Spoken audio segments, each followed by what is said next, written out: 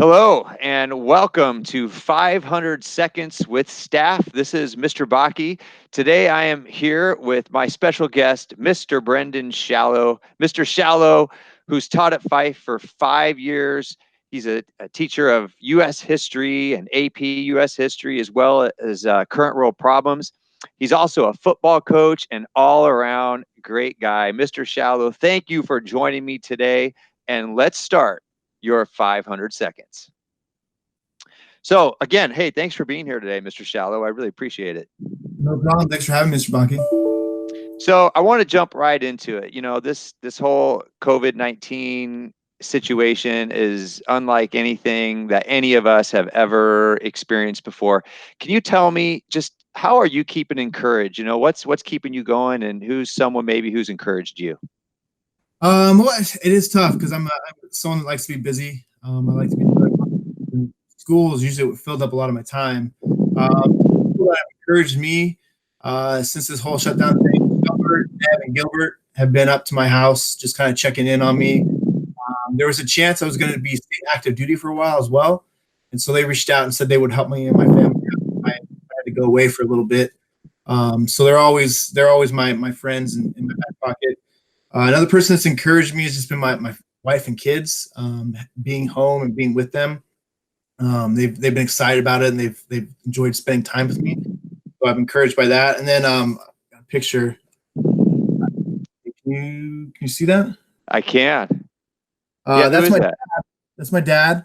Oh, cool. This was taken about a year before he got a major car accident. Had some major traumatic brain injury, and so he's been a little bit different ever since that. But he called me up and said, no matter what's going on, just be thankful and be grateful. Even though it's different, it's still important. It's so important that you do your stuff and go out and experience stuff. And he actually, this was taken in Hawaii, but he actually got back from Kenya a few months before the quarantine, and so he was able to go out and travel and do some stuff. And he's kind of been inspiration, encouragement throughout this whole thing. Hmm.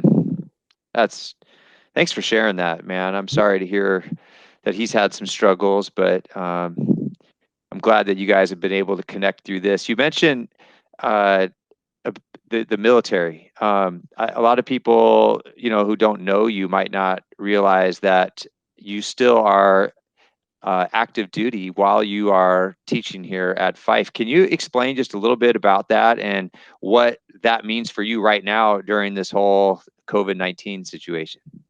Yeah, so I'm a company commander in the National Guard. So I have about 150 soldiers, and we do training throughout the year. We're ready to go and fight a mission if we have to. But with this whole COVID-19 stuff going on, we've actually put up food banks, and so the National Guard has been doing food banks. Right now, I have about 15 soldiers that are out these food banks.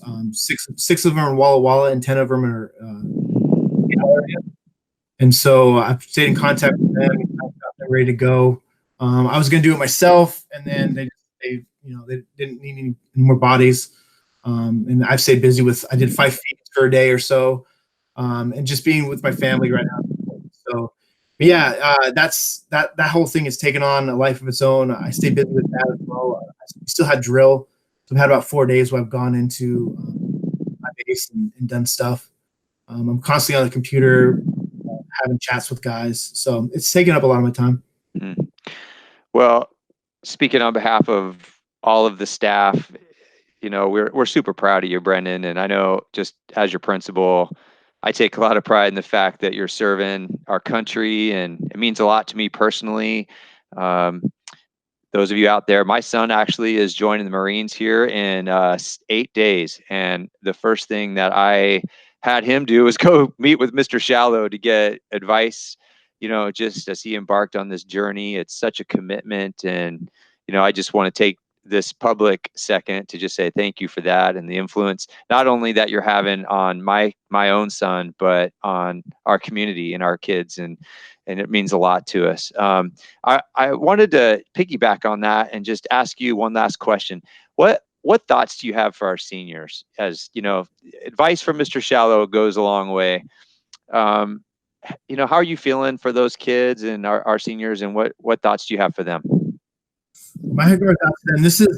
This is a pretty great group. I've known you guys and taught you guys since your sophomore year. Some of you have had in my class all 3 years. Um, I mean, just the amount of stuff you guys have lost.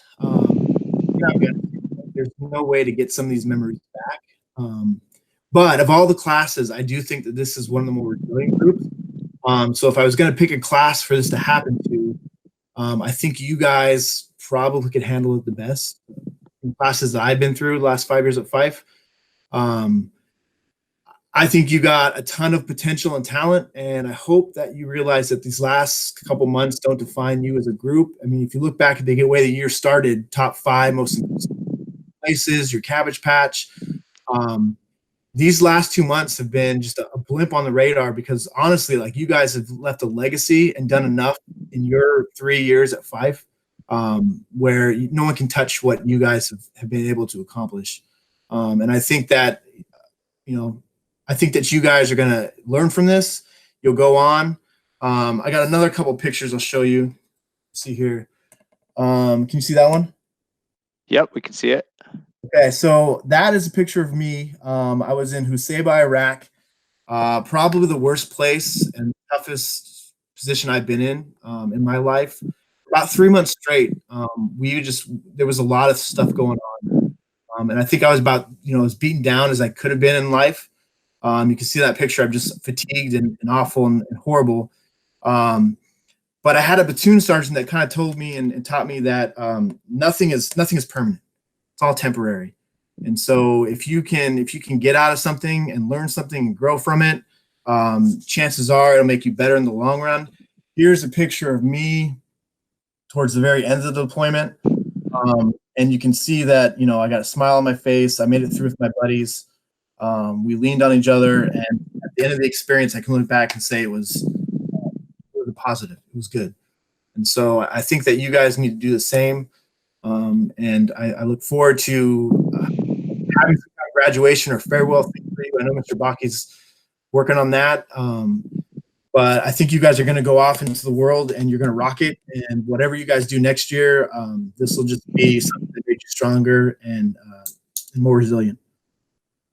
So I just think it's incredible foresight that you had to grab a picture from one of the worst moments of your life and one of the toughest experiences, I guess I'd probably call it, and that you've kept it as a reminder that you can make it through that. And having that side by side with that picture on the other end, what a great reminder for our students.